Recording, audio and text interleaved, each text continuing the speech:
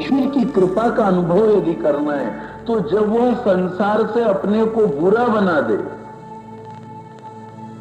अपना अपमान करा दे और ईश्वर अपने द्वार पर बुला ले, तो समझ लेना ये ईश्वर की मेरे ऊपर कृपा है। लेकिन संसार का बहुत मान सम्मान मिले, बहुत भाव और बहुत मोह बढ़ जावे और 12 महीना तक भगवान का नाम सुनने को नहीं मिले, तब समझ लेना ये ईश्वर की कृपा नहीं है, कुदृष्टि है।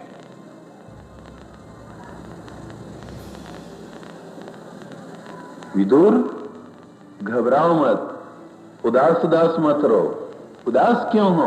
आज सभा में अपमान हुआ, होने दो। उधर अपमान हुआ, उधर से छुटकारा हुआ, वह 9 द्वार पार कर आए, आज तुम 10वें पे आ गए। ये मोक्ष का द्वार है। जहां बैठे हो वो मामूली द्वार है, श्रीमद् भागवत ग्रंथ है, ज्ञान की गंगा है, ज्ञान यज्ञ है। आप जिस तरह चाहो इससे वह प्राप्त हो सकता है। ये दाता का द्वारा, भव का किनारा, दाता का, ये दाता का द्वारा, भव का किनारा, दाता डूबो नहीं मझधार, अब अगर ना जाऊं मैं तो डूबू नहीं, अब मैं तो डूबू नहीं मझधार, अब अगर ना जाऊं मैं तो, अब मैं तो आ गई दाता के दरबार, अब घर ना जाऊं मैं तो, अब घर, मैं तो आ गई दाता के दरबार, अब घर ना जाऊं मैं तो,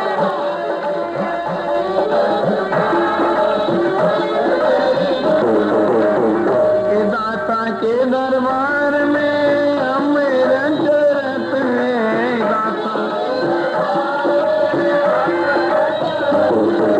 दाता के दरबार में मेरा जरत है दाता, तो पिया करूंगी दिन रात, अब घर ना जाऊं मैं तो,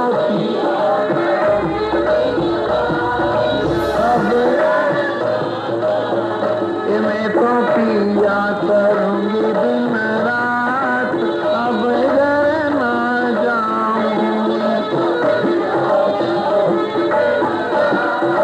अब मैं तो आ गई दाता के दरबार, अब घर ना जाऊं मैं तो,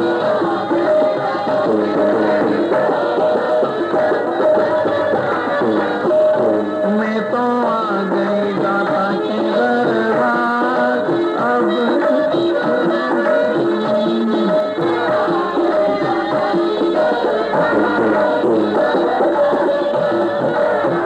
और देखो दाता का द्वार, वहां का अमृत, उसको पीने के बाद कहीं दुनिया की और चीजों को पीना बचता है या नहीं बचता है। राजा परीक्षित से पूछा गया था, राजन एक समय यदि कुछ फलार लेना चाहो, जल पीना चाहो, उठना चाहो, उठ सकते हो। गुरुदेव, वह अमृत का पान कराया आपने, इसे पीने के बाद दुनिया में कौन सी चीज में स्वाद बचा जिसको यहां से उठ करके पीने जाऊंगा।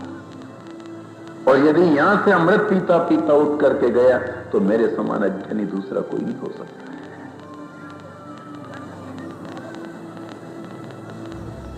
विदुर, तुमने कुछ पीड़ाएं बची है।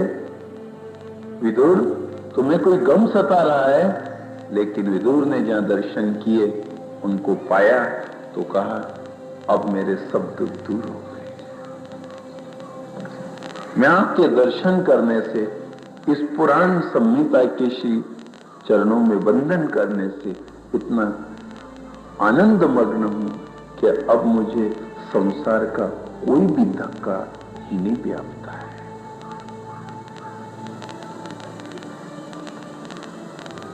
दर्शन से पिला दिया उसने।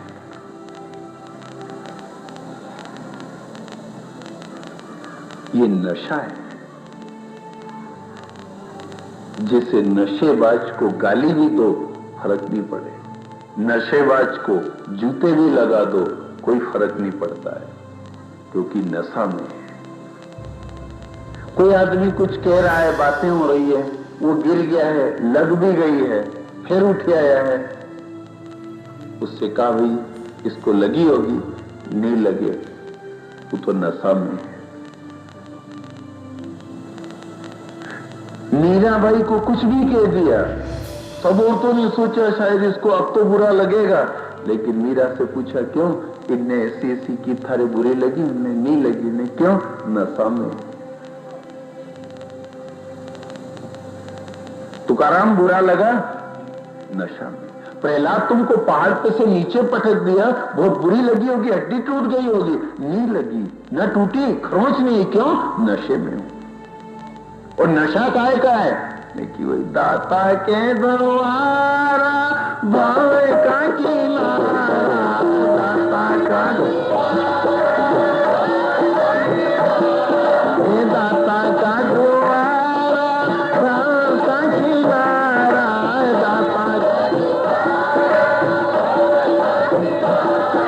दाता के दरबार में अमर जरत है, दाता दाता के दरबार में अमर जरत है। जैसे दारू वाला दारू का नशा करता है और नशे में उसे ना तो बुरा लगता है ना उसे चोट लगती है, ऐसे कैसे जो इस अमृत को पी लेता है उसे फिर दुनिया की भली बुरी बात का असर नहीं होता है, गरीबी अमीरी का असर नहीं होता है, वो अपने आप में इसी धुन में रहता है कि दुनिया कुछ भी कहती है। नशा इसे कहते हैं, पीते रहते। अब इनको पूछा कि ये तो बिना मांझने के लोग हैं, आप भले ज्ञानी बनना, आप भले भक्तिमान पुरुष बनना, पर आपके यही कहेगा बना मांझना का है, कोई लागे तो है नहीं। तो आप भी उनसे कह सकते हैं कि लागती जो नशा नहीं करते तो, पर अब पी ले उन को लागे नहीं। जिस दिन से पिया है उस दिन से बुरा लगना बंद, और यह ज्ञान का सही प्रयोग है। यदि सच्चे ज्ञानी हो और भक्तिमान हो, ईश्वर के अनन्य भक्त हो, तो फिर बुरा मत लगाना। कोई कुछ भी कहते, कोई ये कहते ढोंग करे ने, बहुत बढ़िया बात है। कोई ये कहते पागल है ने, बहुत अच्छा स्वागत है आपका। कोई ये कह देगा नकलची है, बहुत अच्छा। आप यही कहते रहो, क्योंकि तुम मेरे पहले दूसरे तीसरे चौथे पांचवें छठे सातवें आठवें नौवें द्वार हो। तुम जितना अपमान करोगे मैं तुम्हारे से छुटकारा पांचवें दसवें तरफ पिता हो जाऊंगा। तुम जितना मेरा लाड करोगे मेरा नुकसान है, तुम जितना मेरा मान सम्मान करोगे, मेरी जय जयकार करोगे, मेरा नुकसान है।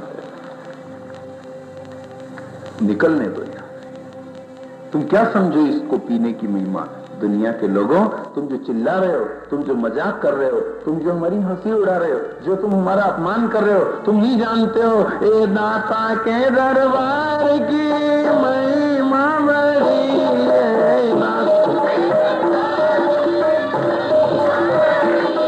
वो दाता के दरबार की महिमा बड़ी है।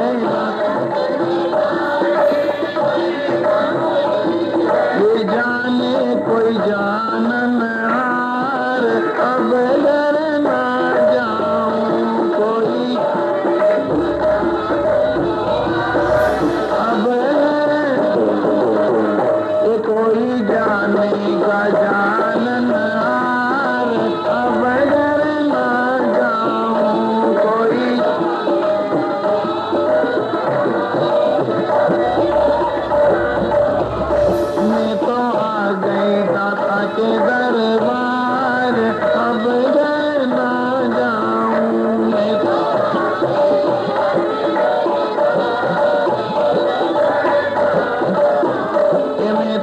आ गई दाता के दरबार, अब ये ना जाऊं मेरा।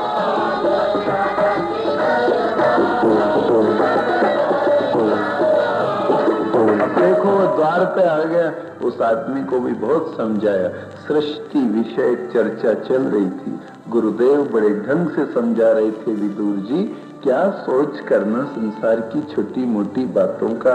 यह परमात्मा के नाभि से सुवर्णमय कमल का फूल निकला, उस फूल की 14 पंखड़ी थी, उस पे पुरुष प्रकट हुआ जिनका नाम ब्रह्मा हुआ।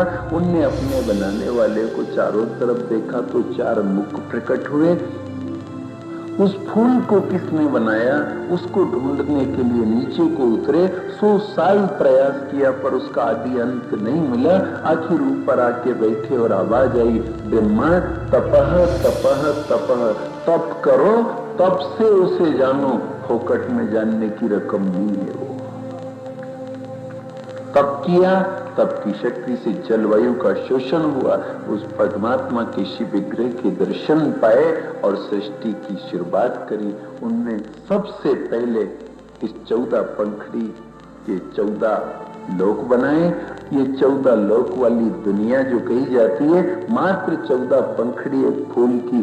शाम को जैसे फूल बंद हो जाता है अपनी कलियां, अपना सुबह सूरज का उदय होते ही खिल करके जिस तरह भंवरों को बुलवाती है, ऐसे ही सुबह सुबह खिलता, शाम को बंद हो जाता। यह सृष्टि भी परमात्मा की दिनचर्या है, रोज शुरू होती और रोज बंद हो जाती। इसका सृजन भी होता और इसका पतन भी होता। यह एक दिन नाश को भी प्राप्त हो जाती, पर फूल खिले और फूल बंद हो इसमें कोई फर्क नहीं पड़ता। बस ऐसा का ऐसा परमात्मा को भी दुनिया बनाने और बिगाड़ने में कोई फर्क नहीं पड़ता। फूल जैसा भंवरे पे आके बैठता है, रस लेकर उड़ जाता है, ऐसा है संसार में अनेक प्रकार के जीव आते हैं और इसका रस ले लेकर के विदा हो जाते। अज्ञानी जीव इसको अंत तक नहीं छोड़ता और इसकी कली में बंद होकर मर जाता है। ऐसे कुछ लोग मृत्यु पर्यंत तक नहीं छोड़ते हैं। यह भागवत की कथा उनको छुटकारा दिलाती है। छोड़ो, यहां से निकलो, अब यहां पर प्रलय होने वाला है। विदुर, उस दुनिया में छोटी मोटी बात क्या व्यापी है? कहां हस्तिनापुर, कहां राज, कहां झगड़ा, ये सब एक बच्चों का खेल है। और बच्चा जब खेलता है तो बच्चा होने तक ही खेल सकता है, धूल से, बड़ा होने पर तो धूल से परहेज करता है। जिस धूल में घर बनाता है, चूल्हे चक्की बनाते हैं, वही धूल बड़ा होने पर, बोध होने पर वो बिखेर कर अलग हो जाता और फिर नफरत करता है, बड़ा डांटता है बच्चों को। ऐसा अज्ञान है तब तक इस धूल के घर से, क्योंकि धूल का घर बच्चा ही नहीं बनाता, विधाता भी ये मिट्टी का ही, धूल का ही बनाता है और एक दिन बिगाड़ देता है। खेल लेते हो तो 4 दिन को, जितने दिन का भी ये खेल होता, खेल खेल करके लोग यहाँ से विदा हो जाते हैं, परंतु इस खेल की एक मर्यादा है। इस सृष्टि के बारे में यदि कोई पूछे, ये सृष्टि कैसे बनी, सृष्टि किसने बनाई, सृष्टि कितनी प्रकार की, और परमात्मा ने तो 10 प्रकार की सृष्टि रचाई है ब्रह्मा से, और उन्होंने रचाई है तो रचाने के पहले जैसे खेल किया जाता है तो खेल का मैदान तैयार होता है। आपने कबड्डी के मैदान देखे होंगे, खेल का ग्राउंड देखा होगा, उसके चारों तरफ चूने की लाइन मांडी जाती है। चूने की पहले लाइन बना दी गई, उसके निशान बना दिए गए कि यहाँ तक इस मैदान की सीमा है, इस लाइन को जो पार करेगा, इस लाइन से जो बाहर जाएगा वह खिलाड़ी आउट माना जाएगा। बस उसी प्रकार ये दुनिया का खेल है। इसमें सबसे पहले चूल्हे की लाइन बनाई, यानी सबसे पहले सनकादि का अवतार हुआ है। ये मैदान है, ये ऋषि मुनि नहीं है, ये साधु महात्मा मत मानो इनको, ये पुराण और इनमें लिखी गई लकीरें, आप ये मत मानो रामायण की चौपाई और गीता का श्लोक है, ये सब वो चूने की लाइन है। ये तुम्हारी अपनी मर्यादा है कि तुम इस मैदान में खेल खेलना, मां बाप बनना, औलाद वाले बनना, घर बार वाले बनना, धन वाले बनना, लेकिन मर्यादा मत छोड़ना, लाइन से बाहर मत जाना, नहीं तो आउट हो जाओगे। आउट होने के बाद खिलाड़ी बाहर कर देगा। क्यों सर? हर नारी मर्यादा में रहे, हर पुरुष मर्यादा में रहे, बहू अपनी मर्यादा में रहे, बेटा अपनी मर्यादा में रहे, सब मर्यादा है। मैदान है कि नहीं, आप अनुभव करो। इस दुनिया को आपको आपकी अपनी भाषा में समझा रहे हैं तो बहुत गूढ़ ज्ञान। तीसरे स्कंद का, दुनिया कैसे बनी, क्या तत्व लगे, कौन सा अंडा कैसा विराट बना, कैसे वो उठा, कैसे वो जगा, कैसे उसने रचना, ये सब बातें आप अलग हटा के अपनी भाषा में समझ जाओगे तो शायद यह बात आपके जीवन में और परिवार में, दिनचर्या में काम आएगी। और हम इसीलिए यहाँ आए हैं कि आपकी दिनचर्या, आपके रोज दैनिक जीवन में कोई चीज काम आए। कभी कभी लोग हमसे कहते हैं कि आप शास्त्र की बात कम करते हो, आप भागवत की बात कम करते हो, आप संस्कृत में कम बोलते हो, आप उदाहरण देते रहते हो, भजन गाते रहते हो। हमने उनसे कहा भैया पढ़े लिखे ही कहां जो संस्कृत बोले, इतना ज्ञान ही कहां है, गांवड़े में पैदा हुए हैं, ज्ञान इतना है नहीं, पढ़े लिखे ज्यादा है नहीं, कोई काशी बनारस गए नहीं। आप जैसे ही भाई बहनों में धक्के खाकर, आफत देख देख करके जो अनुभव हुआ वो आपके सामने पेश कर देते।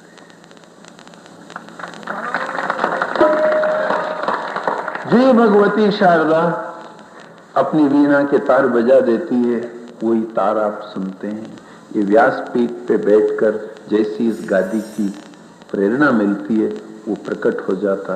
ये हमारे बस का मामला नहीं है, लेकिन फिर भी एक गांव का बालक, एक ब्राह्मण बालक, एक गरीब बालक यदि आपके सामने एक छोटा सा कर्यावर करे तो आप उसको माथे चढ़ा लेना। इतना विद्वान बन के आपसे चर्चा नहीं करते, क्योंकि आपसे पहले ही कह दिया इतना पढ़े लिखे नहीं है, इतना ज्ञान नहीं है, इतना देश विदेश घूमे नहीं है। इतना जरूर करा है, धक्के बहुत खाए और उनने सब सिखा दिया। फिर बड़ा आदमी हो, अच्छा बड़ा ब्याह करे। गरीब आदमी तो गरीबा गरीबी ब्याह करता है। गरीब आदमी से कह दो कि तुमने बड़े बड़े हंडे क्यों नहीं दिए, तो कहां से देगा, बेचारा गरीब है। क्यों, वहां तो छाछ करने का हंडा दिया, वहां तो बड़ी बड़ी कोठियां दी, वहां तो 10 तोला सोना दिया, तो वो कहेगा भाई मेरे पास तो इतना नहीं, मैंने तो नाक कान के कांटे दे दिए खाली। और भाई बहनों, हम आपको कुछ भी नहीं दे पाएंगे इन 5-7 दिनों में। ये गरीबा गरीबी ब्याह है। आपको बड़े बड़े बर्तन तो नहीं दे सकेंगे, लेकिन छोटे छोटे बर्तन जरूर देंगे जो आपको रोज वापरने में काम आए।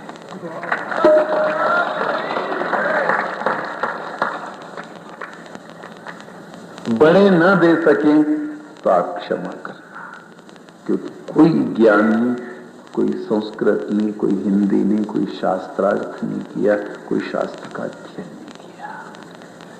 हाँ, एक बात जरूर हिम्मत बंधा के कहेंगे आपको कि बड़े बड़े बर्तन दिए जरूर जाते हैं, पर बड़े बड़े बर्तन खाली झेले दायजा में और जाके कहीं ऊपर छत पे हो, फर्शी पे हो, तान पे हो, जमा दो कोई अंधेरी कोठरी में, काम आम कुछ नहीं आते हैं। छोटी चम्मच दो, केटली दो, जग दो, ट्रे दो, ये तो ही छोटा छोटा बर्तन, पर बापड़ा रोज काम आए।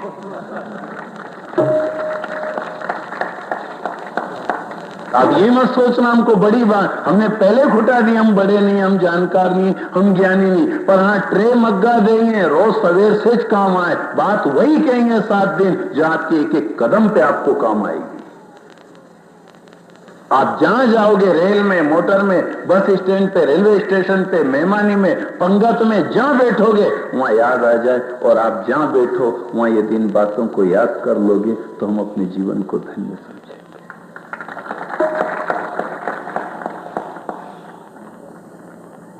ये छोटे छोटे बर्तन है, आप लेते जाएं।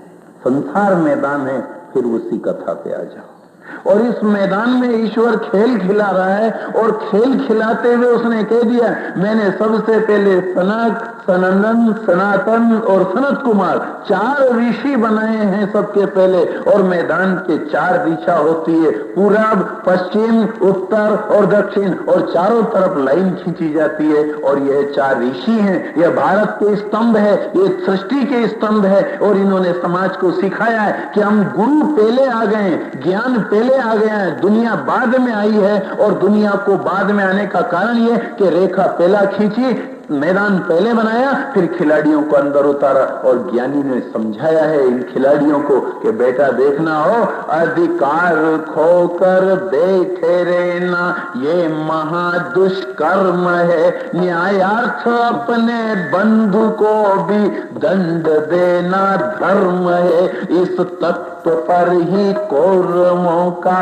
पांडवों से रण हुआ, जो भव्य भारत वर्ष के कल्पांत का कारण हुआ।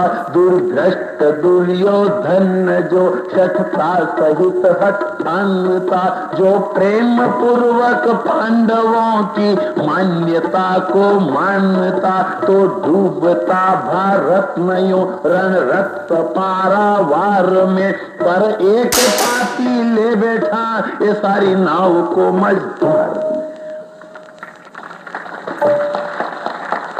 ये वह लोग हैं जो अधिकार खोकर बैठे रहे, कर्तव्य का निर्वाह नहीं किया। शास्त्र में जो लकीर खींच दी थी कि औरतें इस लकीर से आगे नहीं जाएं, पुरुष इस लकीर से आगे नहीं जाएं, जब घर के अंदर औरतें बैठी रहे, बहू बेटी कोई बैठी रहे, कोई स्नान करती रहे, तो वहां बीच में मर्यादा होती है। आदमी झट दौड़ के आया कि मुझे घर में से सामान लाना, और फिर बाहर भागा। उससे कहा क्यों आप तो बाहर आ गए? वहां बेन बैठी है, बात करे, नहाए, चोटी करे, हे मर्यादा, वापस आ गया। यदि वो उल्लंघन करके अंदर जाता, आउट हो जाता।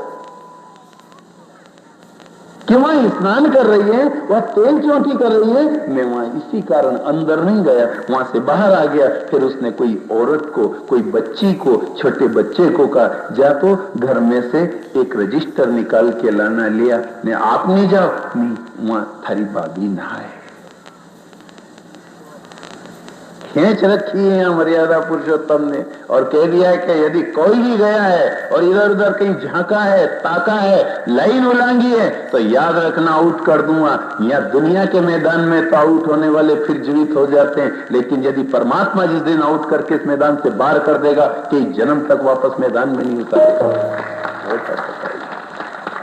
जिन जिन को उतारा है उसने मैदान में, अपने खेल सही खेलना, मर्यादा में रहना। या दुर्योधन जैसे नीच ने मर्यादा तोड़ी है, और जब मर्यादा को तोड़ी है तो महाभारत से सीख सकते हो। जब उस समय पांचाली से कहा गया था भीम के द्वारा कि देख तो नारी का जोर से हंसना और जोर से बोलना मना है, तू कुलांगना बहू है, घर की डेली से अंदर रहे, ये तेरी लाइन है, ये चूने की लाइन को उल्लंघे मत। लेकिन लाइन से बाहर आई और अंधस्य पुत्र अंध, अंधे की औलाद अंधी हुआ करती है, आउट हो गई। और इस आउट होने पर बहुत भीषण युद्ध हुआ, खून की नदी बह गई है। नारी जोर से न बोले, नारी मर्यादा का उल्लंघन न करे। हम चाहते हैं पर्दा हो, ये चाहते हैं कि मर्यादा रहे, घूंघट करें, और पहला घूंघट तो पलकों का करें। जिसके पलक नीचे हैं ये सबसे अच्छा घूंघट है। कभी आंखें चंचल होने के नाते फेल हो जाएं तो अपने आंखों के ऊपर हल्का सा घूंघट कर रखे, वह नारी मर्यादित कही जाती है। और जो नारी कहां घूंघट की बात करें आपसे, कहां पर्दे की बात करें आपसे, और जिन्होंने अपनी साड़ी तक उतार दी है, दुपट्टे तक कमर में लपेट लिए हैं और बाल तक कटा लिए हैं, ये तो कहां जाएगी भगवान जाने।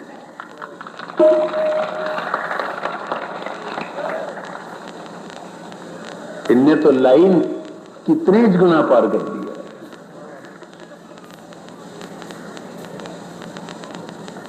कैसा ज्ञान, कैसे पढ़े लिखे लोग। यदि पढ़े लिखे होने का आज दावा करते हैं तो पढ़े लिखे तो तब माने, ज्ञानी और डिग्रीधारी तो हम तब माने और उनका सम्मान करें जब वो शास्त्र की मर्यादा में रहे, जो ऋषि मुनि लाइन खींच गए। यहां लाइन जिनने कूदी है वह हर कथा का प्रमाण आप ले सकते हैं। पंचवटी की कुटिया में लक्ष्मण ने भी लाइन खींच दी और भाभी से कहा था इससे बाहर मत जा। रामायण में यदि कहीं लाइन का उल्लंघन हुआ तो उसके परिणाम आप देख सकते हो। सीताहरण हुआ और कितना दुर्दांत युद्ध होना उसमें लिखा हुआ है। महाभारत में युद्ध होना लिखा हुआ है। तो ये सब हमारी लाइन है, हम सब मैदान में। और दुर्योधन नहीं माना और लाइन का उल्लंघन किया और आउट होने के बाद भी के कौन आउट कर सकता बंदे को, नहीं हुआ। क्योंकि कोई जिद्दी खिलाड़ी आउट होने के बाद भी नहीं कहता है कि मैं आउट हो गया हूं, भ्रष्ट होने के बाद भी कहता है कि मैं नहीं हूं, झूठ बोलने के बाद भी गंगा उठा लेते हैं कि मैं झूठ नहीं बोला हूं, ये गंगा जी की लोटी। बस ऐसे ही लोगों ने फिर डुबा दिया है और ऐसे लोग खुद नहीं डूबते हैं, इनने सारे परिवार को डुबा दिया है।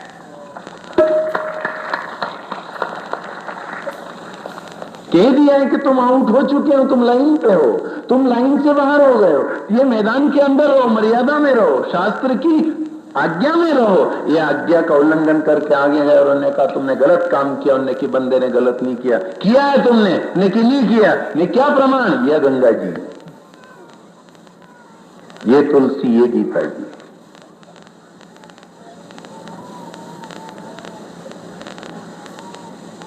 यदि इस प्रकार से मर्यादाएं समाज में उल्लंघन होती है तो वहां कहा गया है कि दुर्योधन से कहा तू मर्यादा उल्लंघन कर रहा है, तू अन्याय कर रहा है, तू हिस्सा बराबर नहीं कर रहा है, ये हक बराबर नहीं बना रहा है। अरे मैदान में सही खेल खेलो, परिवार में सही खेल खेलो, अन्याय दुराचार मत करो, हिस्सा पाती में, खाने पीने में, पहनने ओढ़ने में अपने सगे भाई से भी दुआ भाती मत करो, परिवार से भी मत करो, अपने यहाँ काम करने वाले से भी मत करो। यदि कुछ बनता है तो उससे भी कुछ दो, उसका भी सम्मान करो। इस प्रकार की मर्यादाएं यहाँ पर दुर्धष्ट दुर्योधन जो शठता सहित हट ठानता, जो प्रेम पूर्वक पांडवों की मान्यता को मानता, तो डूबता भारत में रण रक्त पारावार में। पर ये एक पापी ले बैठा सारी नाव को मझधार।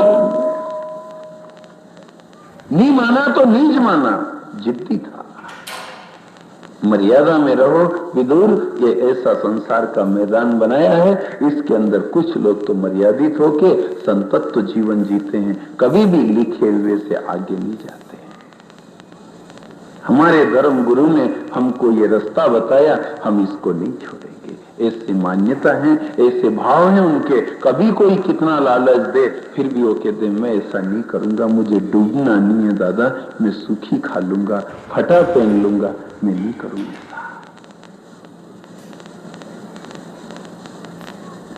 क्यों?